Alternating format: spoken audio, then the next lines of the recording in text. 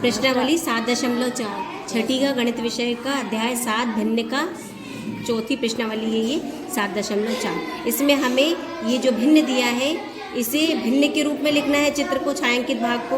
इसके बाद आरोही और अवरोही क्रम में, आरोही मतलब होता है बढ़ते क्रम, अवरोही मतलब होता है घटते क्रम। सबसे पहले हम देखेंगे कुल भाग कितने हैं 8, तो नीचे 8 लिखेंगे। छायांकित 4 तो 4/6, ये 3 है तो 3/6, 3/8, ये 6/8, इसके बाद 4/8 और ये 1/8।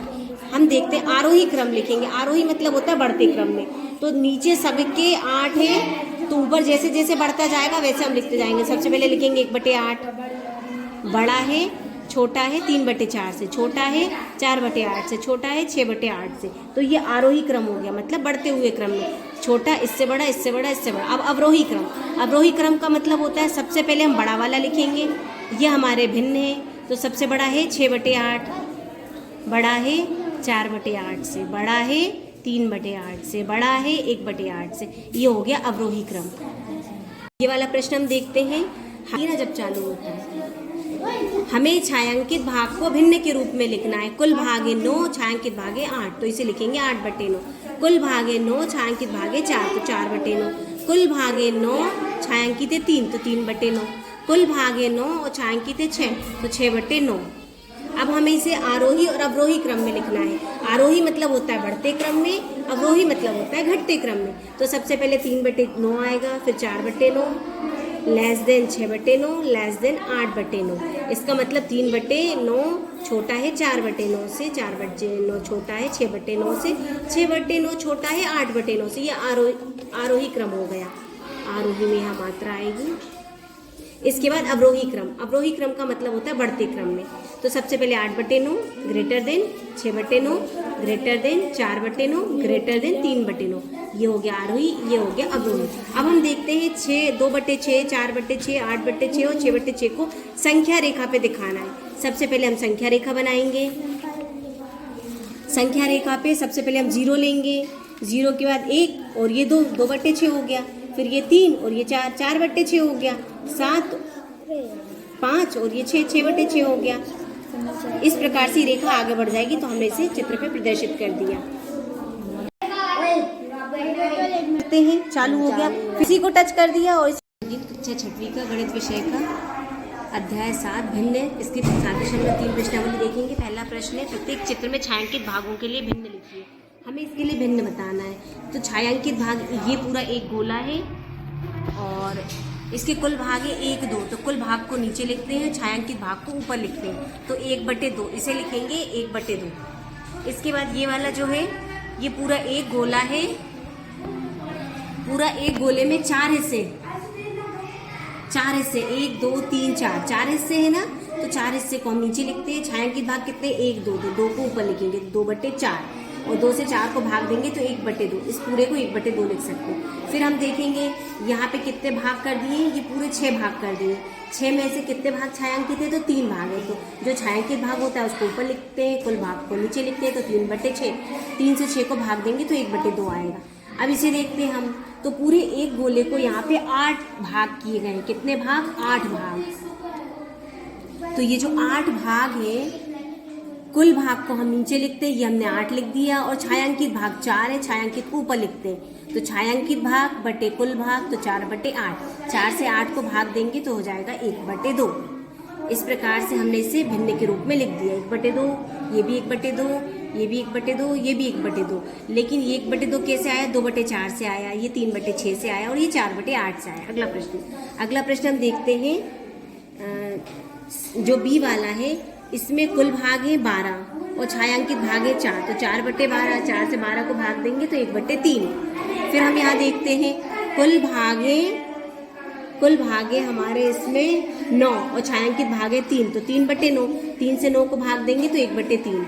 इसको देखते हैं तो कुल भागे 6, छायांकित है 2, 2/6, 2 से 6 को भाग देंगे तो 1/3। यहाँ देखते हैं हम कुल भागे 3 और छायांकित है 1, तो 1/3।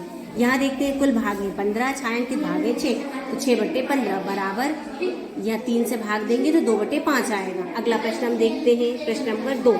इसमें लिखा है छायांकित भागों के लिए भिन्नों को निम्नलिखित और प्रत्येक पंक्ति से तुल्य भिन्नों को चुनिए। हमें क्या करना है, सबसे पहले इनको भिन्न के रूप में लिखना है, इसे भी, फिर दोनों में जो तुल्य है उनको साथ में लिखना है। तो सबसे पहले इसे हम भिन्न के रूप में लिखेंगे 1/2, 2 भाग है तो नीचे 2 और 1 छायांकित है तो 1/2। दूसरा वाला जो है ये कुल भाग है 6, छायांकित है 4, 4/6 तो 2 से भाग देंगे तो 2/3। ये कुल भाग है 9 और छायांकित है 3 तो 3/9 बराबर 1/3।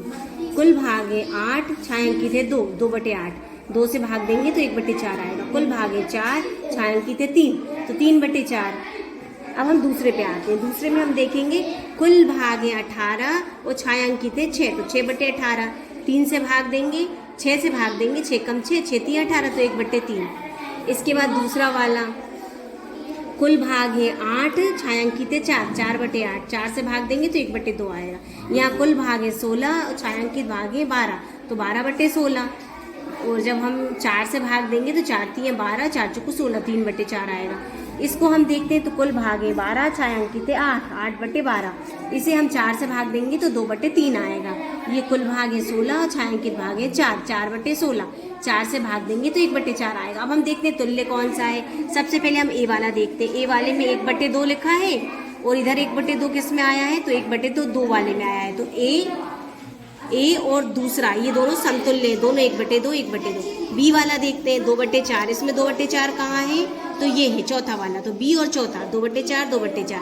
फिर सी वाला देखते हैं 1/3, इसमें 1/3 कहाँ है ये 1/3, तो सी और पहला वाला 1/3 1/3। अब हम देखते हैं डी वाला 1/4, इसमें 1/4 कहाँ है तो ये है 5वां 1/4, तो डी 1/4 और 5वां 1/4 तुल्य हो गए, दोनों तुल्य हो गए। ई क्या है 3/4, इसमें कहाँ है 3/4 तो तीसरा ई और तीसरा 3/4 3/4। इस प्रकार से क्वेश्चन हो गए। तो हाथ दुखने लगा, अभी आगे भी करना है। देखते हैं निम्न में से प्रत्येक को खाली स्थान को सही प्रतिस्थापित कीजिए। तो ये लिखा है 2/7 और यहाँ 8 खाली स्थान, तो 2 की जगह 8 आ गया, मतलब 2 चौको 8, 4 का गुणा हो गया तो 7 चौको 28 आएगा। बी वाला देखते हैं 5/8 है, यहाँ 10 आ गया तो 5 में 2 का गुणा हुआ तो 10, तो 8 में 2 का गुणा करेंगे तो 16, 10/16। 3/5 यहाँ पे 5 है और यहाँ 20, तो 5 में 4 का गुणा करते हैं तो 20 आता है, तो यहाँ भी 4 का गुणा करेंगे तो 3 चौको 12, 12/20। अगला प्रश्न हम देखते हैं 45/60। अब 45 की जगह 15 हो गया तो किससे भाग दिया है यहाँ पे 3 से, 3 एकम 3 और 3 पंजे 15, तो यहाँ भी 3 से भाग दे देंगे तो 20 आ जाएगा, 15/20। 18/24, 24 की जगह 4 हो गया तो किससे भाग देंगे हम 6 चौको 24, 6 से भाग दिया, यहाँ 6 से भाग देंगे तो 3 आएगा, 3/4। अगला प्रश्न हम देखते हैं 3/5 के तुल्य हमें भिन्न करना है। हर होना चाहिए 20, 3/5 है, नीचे क्या आना चाहिए हर मतलब नीचे, ऊपर वाले को अंश बोलते हैं, नीचे वाले को हर बोलते हैं। हर 20 होना चाहिए, मतलब 5 में क्या गुणा करें हम तो 20 आएगा 5 चौको, तो ऊपर नीचे 4 का गुणा करेंगे तो 12/20 आएगा उत्तर। फिर यहाँ लिखा अंश 9, अंश मतलब ऊपर 9 आना चाहिए, तो 9 कब आएगा जब 3 में 3 का गुणा करेंगे, तो ऊपर नीचे 3 3 का गुणा करेंगे तो 3 3 9, 5 3 15, 9/15। हर 30, हर मतलब नीचे वाला, तो नीचे 30 कब आएगा जब 5 में 6 का गुणा करेंगे, तो ऊपर नीचे 6 का गुणा करेंगे तो 6 3 18 और 5 6 30। ये देखिए हर आ गया 30, अंश आ गया 9, हर आ गया 20। अगला प्रश्न है 27, अंश मतलब ऊपर वाला 27 आना चाहिए, तो 27 ऊपर कब आएगा जब 3 में 9 का गुणा करेंगे, 9 3 27 होता है, तो हम 9 का ऊपर नीचे गुणा करेंगे तो 9 3 27 और 5 9 45, अंश 27, ऊपर 27 आ गया तो ये हमारा उत्तर हो गया 27/45। अगला प्रश्न है वह भिन्न ज्ञात करना है जिसका अंश 9 हो, इसके तुल्य। अंश 9 हो मतलब ऊपर 9 आना चाहिए, तो किस संख्या से हम भाग देंगे तो 9 आएगा, तो हम देखते हैं कि 4 के पहाड़े से भाग देंगे, 4 नमक का 36 और 4 से भाग देंगे तो 12 आ जाएगा, तो ये ए वाला हो गया। अब बी वाले में हर 4 मतलब नीचे 4 आना चाहिए, नीचे 4 कब आएगा जब हम 48 को 12 से भाग देंगे, 12 चौको 48 होता है, तो दोनों को 12 से भाग देंगे तो 12 3 36, 12 चौको 48।